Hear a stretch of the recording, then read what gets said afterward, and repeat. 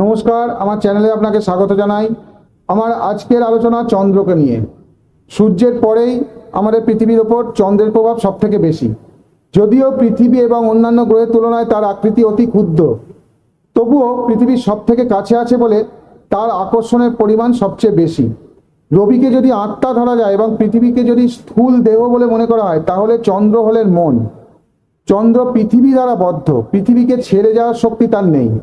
তেমনি মনও দেহ দ্বারা বদ্ধ, দেহ ছেড়ে মন থাকতে পারে না। এই চন্দ্র যখন সূর্যের আলোতে জ্যোতির্ময় হয়ে ওঠে, তখন তাকে সূর্যের সমান বলে ভ্রম হয়। তেমনি মন যখন আত্মার সংস্পর্শে সজীব হয়ে ওঠে, তখন অনেকেই সেই মনকে আত্মা বলে ভুল করেন। মন না থাকলেও আত্মার জোরে দেহ চলতে পারে, যেমন চন্দ্র না থাকলেও পৃথিবীর পক্ষে সূর্যের চারদিকে ঘোরার কোনো বাধা হবে না। কিন্তু মন না থাকলে থাকে না অনুভূতি, থাকে না সুখ দুঃখের বিচিত্র লীলা, অর্থাৎ মানুষের চেতন অনুভূতিময় জীবনের কোনো অর্থই থাকে না। মানুষের সুখ দুঃখ যার বিচার নিয়ে সমস্ত জ্যোতিষশাস্ত্র ব্যাপৃত, তা না থাকলে জ্যোতিষশাস্ত্রের কোনো অর্থই থাকে না। তাই ফলিত জ্যোতিষের চোখে সূর্যের চেয়ে চন্দ্রের মূল্য কোনো অংশে কম না। সূর্য হলেন পুরুষ, চন্দ্র হলেন প্রকৃতি। সূর্য প্রকৃত বস্তু হলেও সুখ দুঃখের অনুভূতি জড়ানো বৈচিত্র্য সৃষ্টির মূলে আছেন চন্দ্র। আলোচনা শুরু করার আগে আপনাদের বলতে চাই, আপনারা যারা আমার এই চ্যানেলটি সাবস্ক্রাইব করেছেন তাদের জানাই অসংখ্য ধন্যবাদ। আর আপনি যদি আমার এই চ্যানেলে নতুন হন, তাহলে চ্যানেলটি সাবস্ক্রাইব করুন আর পাশের বেল আইকনটির ওপর ক্লিক করে দিন। তাহলে আমার প্রতিটি ভিডিওর আপডেট আপনারা পেতে থাকবেন যখনই আমি কোনো ভিডিও আপলোড করব। আর জ্যোতিষ আধ্যাত্মিক বিষয়ে গুরুত্বপূর্ণ আলোচনা শুনতে থাকুন। ভিডিও দেখুন এবং আপনাদের মতামত জানান। আপনারা ভিডিও অনেকে দেখছেন কিন্তু মতামত কম আসছে। কমেন্ট বক্সে লিখে জানান আমার ভিডিও আপনাদের কেমন লাগছে। আমার মূল আলোচনায় ফিরে আসছি। সূর্য হলেন সৃষ্টির কারণ বা কর্তা, চন্দ্র সৃষ্টির প্রকাশক বা রক্ষক। কাজেই সূর্য বীজ, চন্দ্র ক্ষেত্র। সূর্য তেজ বা অগ্নি, চন্দ্র জল। সূর্য যদি পিতা হয়, চন্দ্র মাতা। সূর্য দাতা, চন্দ্র গ্রহিতা। রবি যেমন প্রত্যেক ব্যক্তির আভ্যন্তরীণ প্রকৃতি ও জীবনী শক্তি নির্দেশ করে, চন্দ্র তেমনি সেই প্রকৃতির প্রকাশ ও বিকাশ এবং জীবনী শক্তির সংরক্ষণ নির্দেশ করে।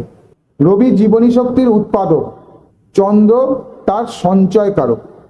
রবি যে জীবনী শক্তি উৎপন্ন করেন, চন্দ্র যদি তা জমা করে রাখতে না পারেন, তাহলে দেহ রক্ষা করা অসম্ভব হয়ে ওঠে। সেই জন্যই শিশু দৃষ্টির বিচারে চন্দ্রের অবস্থা দেখা খুবই বেশি করে দরকার।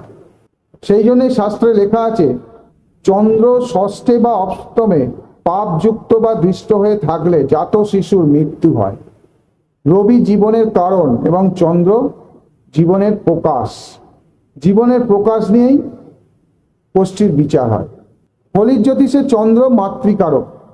সকল অনুভূতির কেন্দ্রই চন্দ্র। সহানুভূতি ও সমবেদনায় চন্দ্র ভরপুর। চন্দ্রের অধিকারে যাদের জন্ম, তাদের হৃদয় মাতার মতোই বা মায়ের মতোই কোমল ও নমনীয়। পরের সুখ দুঃখে সাড়া দিতে তাদের মতো পটু কেউ হয় না। সেই জন্য তাদের মধ্যে ভাবে স্থিরতা পাওয়া কঠিন। মায়ের অনুভূতি যেমন সন্তানের ভাব পরিবর্তনের সাথে সাথে পরিবর্তিত হয়, এদের উপরেও তেমনি পারিপার্শ্বিকের প্রভাব খুব বেশি। নিজের হৃদয় দিয়ে অন্যের হৃদয় অনুভব করার শক্তি চন্দ্রের অসাধারণ। এ শক্তি অন্য কোনো গ্রহের মধ্যে নেই। যে পারিপার্শ্বিকে তিনি গিয়ে পড়েন, তারই প্রভাবে তিনি প্রভাবিত হন। এই কারণে চন্দ্রকে চঞ্চল গ্রহ বলা হয়। তার মতের ও মতির স্থিরতা পাওয়া কঠিন। যে কোনো আবেষ্টনে খাপ খাইয়ে নেওয়ার ক্ষমতা চন্দ্রের মতো আর কারো নেই। সেই জন্য চন্দ্রের মধ্যে সামাজিকতা খুবই প্রবল। চন্দ্রের সামাজিকতার উৎপত্তি তার সহানুভূতি থেকে। চন্দ্রের মনের মধ্যে কোনো কৃত্রিমতা নেই। তিনি বাস্তবিক যা অনুভব করেন তাই প্রকাশ করেন। তার হৃদয় অকৃত্রিম সহানুভূতি ও সমবেদনাপূর্ণ নারীর হৃদয়। তার মধ্যে অস্থিরতা আছে, চাঞ্চল্য আছে, কিন্তু মিথ্যাচার নেই। চন্দ্রের মধ্যে পরকে আপন করার বাসনা খুবই প্রবল। সেই জন্য চন্দ্রের মধ্যে স্বার্থপরতার বিকাশ খুব কম, যদি না অন্য কোনো গ্রহ দ্বারা চন্দ্র প্রভাবিত হয়।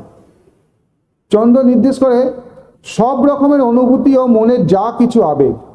ইন্দ্রিয়জ যা কিছু উপলব্ধি, কল্পনা প্রবণতা, হৃদয়ের স্নিগ্ধ ও মধুর ভাব, স্নেহ প্রীতি ও ভালোবাসা, কোমলতা, নমনীয়তা, চাঞ্চল্য, মায়া মমতা, ঔদাসীন্য, পরনির্ভরতা, সহানুভূতি, আদর্শবাদিতা, সমাজসেবা, পুষ্টি, মাতৃত্ব, মানসিক শক্তি, গার্হস্থ্য জীবন, জনসাধারণ, কলাকৌশল, চিন্তা করা, কফ প্রকৃতি, প্রেম করে বিয়ে করা, গৌরবর্ণ, সুন্দর দৃষ্টিযুক্ত, মিষ্টভাষী, কামাতুর, স্থূল শরীর, ভ্রমণ, দূর যাত্রার সঙ্গে সংশ্লিষ্ট ব্যক্তি, সমস্ত রকমের তরল পদার্থ, মনের রোগ, চিত্রশিল্পী, মাতা, ভ্রাম্যমান কাজ, জল সংক্রান্ত কাজ, রোমান্টিক, পরিবর্তনশীলতা, মানসিক নিষ্ক্রিয়তা, অলসতা ইত্যাদি।